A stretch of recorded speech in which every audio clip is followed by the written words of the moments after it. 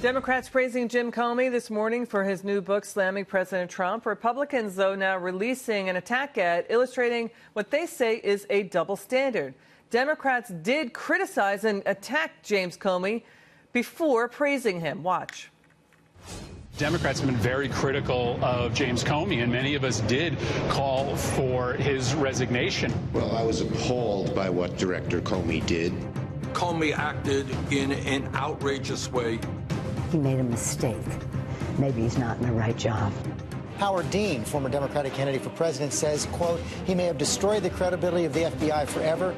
This was a very serious error in judgment.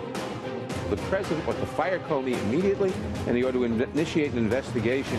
What he did was unprecedented and outrageous, damaged the institution of law enforcement in this country. The lowest moment in the history of the FBI. I found it hard to believe that Comey, who I thought had some degree of integrity, would do this. All I can tell you is the FBI director has no credibility. That's it. Joining me now, Daily Caller News Foundation, Chris Bedford. Good to see you, Chris. I mean, Democrats once wanted Comey to even resign, but now they like his book. What's your reaction? It's an awkward switch for the Democrats to do this to themselves right now after attacking Comey, and it's pretty obviously political. But when that book came out last night, I was scrolling through Twitter and looking at the excerpts, and I couldn't tell what was satire and what was real. I was just reading another network's rundown of the 11 most eye-opening, explosive details of this book. And they included things like Comey talking about the size of the president's hands, Comey talking about his tanning habits, Comey talking about these lurid rumors that you heard about it. The man who was once respected pretty broadly in Washington up until the last election has really exposed himself as just a banal platitude-generating, stock photo-attached Twitter bot that writes a poorly written book that's completely self-congratulatory and contains nothing of use to anyone who's not a partisan. You know, President Trump saying today, quote, James Comey's handling of the crooked Hillary Clinton case and the events surrounding it will go down as one of the worst botch jobs of history. It was my great honor to fire James Comey. You know, here's the thing. Looking back on James Comey, the crux of the matter, Chris, is that James Comey had the audacity to tell the world that Hillary Clinton had no intent with her private email server and the classified government emails on her server at home. She said that he was the one who decided, judge and jury, that she had no intent to break the law. That was his opinion. And now this seems like James Comey is telling us how to think, as if he's the last honest man standing in D.C. Your thoughts? You know, you remember covering this live or covering that when it came out. When we were watching Comey's speech, and he was saying he was basically laying out the massive case for why Hillary Clinton was guilty. And then at the end of it, he said, and in conclusion, we're not going to go after her. It didn't make any sense. Everyone in Washington was wondering.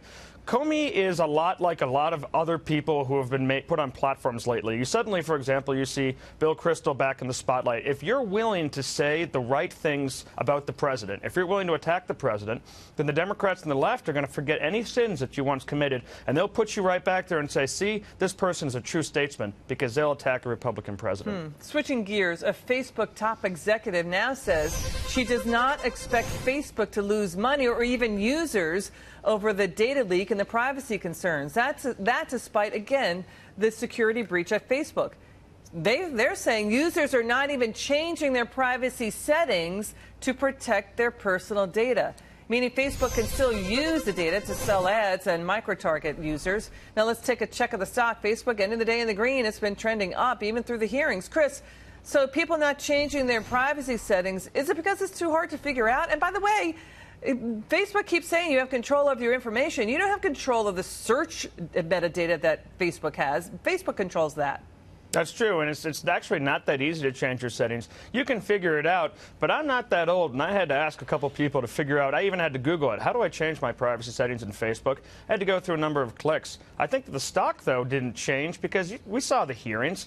It was a series of senators and congressmen basically asking Mark Zuckerberg what the internet was and if the internet left their house when they turned their lights off. They didn't show any real understanding of what was going on here, and I think a lot of the American people either don't understand or do not care. They've already decided, yeah, I put my photos out there. Yeah, you can figure out where I live, and I don't really mind that much. Chris, it's great to see you. Thank you so much for coming on.